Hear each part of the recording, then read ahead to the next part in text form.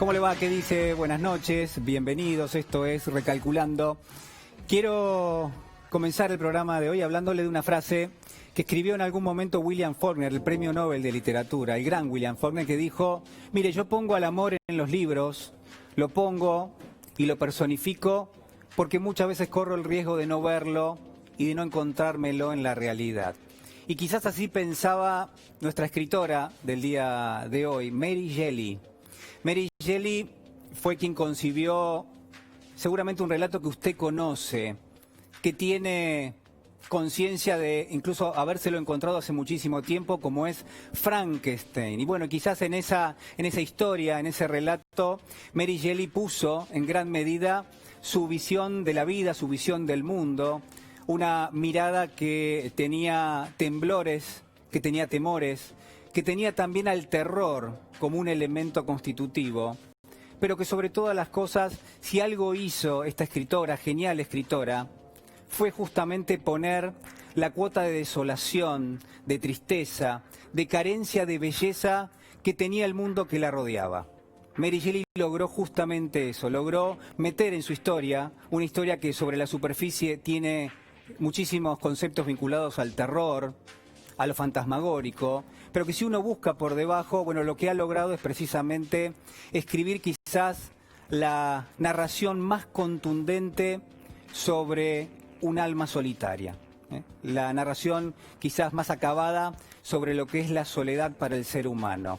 Mary Shelley escribió esta historia muy joven, estamos hablando del siglo XIX, y quizás en algún punto elevó en un sentido totalmente trágico uno de los que es los argumentos centrales del relato. Esto es que en algún punto, y usted conoce perfectamente bien la historia, se trata de devolver a la vida a un organismo, se trata de devolver a la vida a un ser o a un cuerpo del todo inerte, que lo que en definitiva termina recibiendo es una especie de shock eléctrico, un proceso eléctrico, el galvanismo que en aquella época se discutía, se hablaba, que formaba parte de, uno podría decir, la ficción quizás más original, que se soñaba con el galvanismo, que se soñaba directamente con volver a la vida. Esta era la propuesta de Mary Shelley, pero además le sumaba otra cosa, porque no es solamente Frankenstein la historia de alguien que vuelve a la vida, una criatura que viene de crear, de criatura. Bueno, es exactamente eso Frankenstein.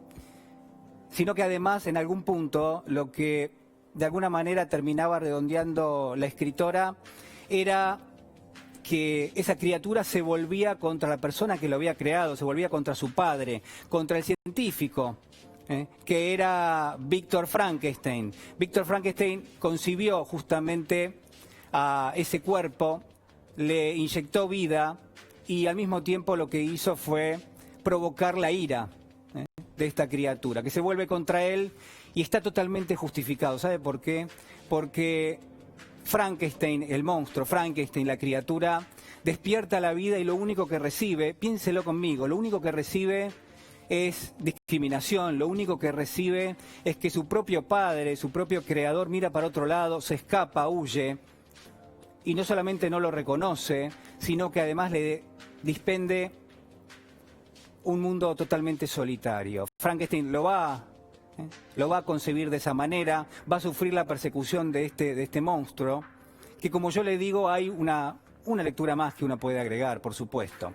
Y esto es la emulación de lo divino. Se jugaba mucho en aquella época y todavía se sigue jugando a que el hombre es un dios. Y en la historia está, porque este científico crea un monstruo, porque en ese acto de crear él se cree Dios sobre la tierra, él se cree que maneja los recursos de la vida, y porque en esa emulación lo que hace la escritora es traer un caso paradigmático de la mitología, el mito de Prometeo. De hecho, la historia se llama Frankenstein o el Prometeo moderno. Prometeo era aquel titán, esa especie de hombre que en algún punto desobedece a los dioses, desobedece a Zeus y le regala a los hombres el fuego. Y por supuesto con el fuego los hombres progresan y prosperan. Zeus se enoja con él y lo que hace es lo castiga. ¿Y cómo lo castiga? Y lo encadena a una roca y hace que un ave rapaz le coma el hígado permanentemente cada vez que el hígado le crece. Ese fue el castigo de Prometeo. Y quizás hay algo de eso en la historia de Frankenstein. Pero además y sobre todas las cosas, lo que quiero marcarle esta noche es que en esa historia, en Frankenstein, es quizás un ejemplo totalmente contundente de la soledad más remota, pero también de la tristeza, la discriminación. Mire, le propongo que piense conmigo cómo es venir a la vida, cómo es abrir un ojo y de pronto encontrarse con que uno está solo, con que está huérfano, con que quien se supone que es su padre, su creador, lo ha abandonado y con que él lo único que pide es ser comprendido, tener una contención, tener una guía, poder hablar con alguien, poder trabar una relación con alguien que tenga su misma naturaleza. Él se lo va a pedir a Víctor Frankenstein. La criatura va y le pide justamente eso, pero el científico va a negarle, a todas luces, que eso de alguna manera tenga lugar. A partir de allí la historia se inscribe en la discriminación, la tristeza, como yo le digo, y sobre todo uno puede hacer, creo yo, dos abordajes. Por un lado, uno podría pensar que lo que se propone es la historia de terror y de temblor para Víctor Frankenstein, porque finalmente es lo que nos ha llegado a estos días, ¿no? Este monstruo que persigue a alguien.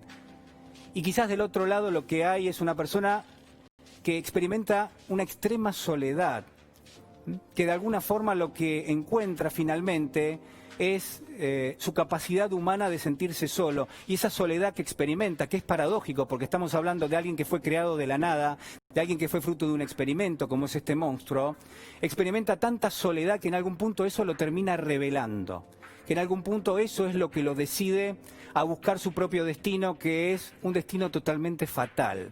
Mire, en gran medida yo podría proponerle esta noche muchas lecturas, pero quizás la principal, la central, la que quiero proponerle es si de alguna manera, y pensando el contexto que nos rodea, por supuesto, que nos ha cambiado tanto la vida y que nos ha cambiado tanto la cotidianeidad, si todo eso no se parece un poco a esto que estamos hablando, si todo eso de alguna manera no remite a la irrupción de este virus, del coronavirus, porque fíjese cómo en algún punto la creación de Víctor Frankenstein se vuelve contra él. Y se vuelve contra él ¿por qué? Por negligencia, pero sobre todo por indiferencia. Se vuelve contra él porque él elige mirar para otro lado, a pesar de que había creado eso que finalmente lo termina persiguiendo.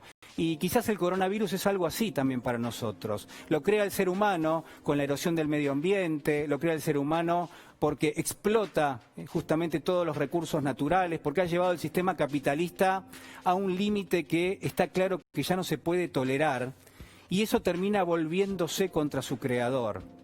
Eso termina volviéndonos en contra como lo hace el coronavirus. Pero sería una lectura muy superficial, yo lo reconozco. Entonces quiero proponerle otra para terminar. Que ejercite conmigo esto, a ver qué le parece. Porque también quizás tenemos que pararnos en esta alma solitaria, tenemos que pararnos en Frankenstein. Y tengo que contarle que quizás en algún punto esa soledad que siente Frankenstein seguramente es la soledad que usted siente, seguramente es la orfandad que usted siente en este momento. A veces uno puede pensarse que está solo, siempre estamos solos en definitiva. Y yo también podría pensarme de la misma manera, somos víctimas. Hemos sido víctimas o somos víctimas de este contexto y de este tiempo histórico y quizás también de muchísimas injusticias. Ahora, quiero decirle algo más para terminar. Le mentí, le hice una trampa. Porque le pregunto esto, ¿acaso no hay alguien más que esté sufriendo? ¿Acaso no hay gente que experimenta un muchísimo sufrimiento?